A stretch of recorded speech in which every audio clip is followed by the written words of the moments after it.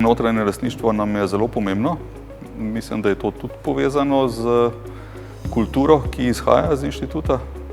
Nekaj tega duha ostaja, smo zelo vpeti v raziskovanje novosti in tudi sodelujemo še z vsemi temi inštitucijami zelo blizu.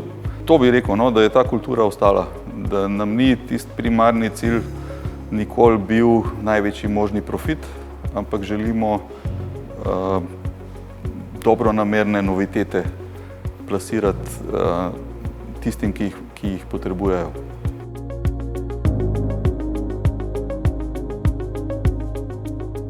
Ja, klasično vprašanje za podjetnike, pa čuden odgovor.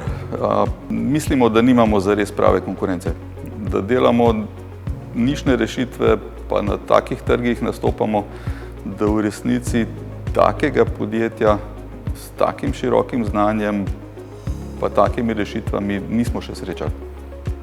So na posameznih segmentih, seveda, so v čem tudi boljši, ne, ampak tako, da bi pa lahko eno celovito rešitev kot mi ponudili, pa evo, jaz sem v firmi tudi 25 let, pa jih še nisem srečal. Recimo, če dam en primer, zdaj smo par mesecev nazaj smo konkurirali za projekt, ki smo ga tudi dobili. Naš konkurent je bilo podjetje z 12 000 zaposlenimi. Kako se zdaj lahko podjetje z 75 primerja z 12 000, pa mi smo dobili projekt. Naročnik se je domislil ene zanimive zadeve in sicer so imeli online preverjanje znanja in smo jih potolkli.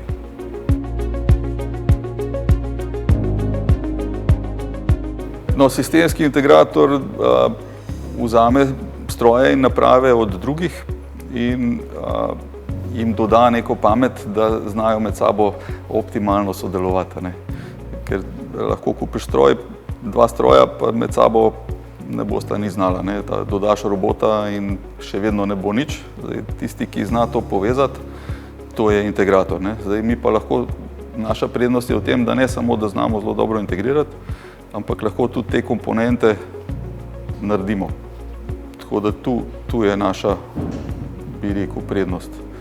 Primer, ne vem, recimo naredimo stroj, ki je sposoben tudi pametne komunikacije z sistemom poslovnim, se pravi, da ima tudi vodstvo nadzor nad tem, kako optimalno deluje stroj, koliko je izkoriščen, a so kakšne anomalije glede na izmeno, druge dejavnike in tako naprej.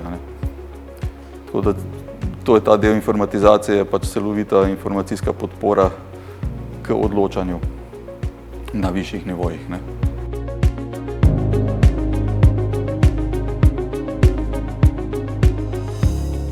No, moram biti pošten pa reči, da oboje, ne, ampak jih rajši postavljamo in utiramo. Tudi konec koncev naši kupci so vseeno industrija, ki je zadržana do novosti. Oni potrebujejo preizkušene rešitve. Ne moreš si privoščiti, da boš postavil proizvodno linijo, ki mogoče ne bo delovala, ker je neka nova komponenta noter.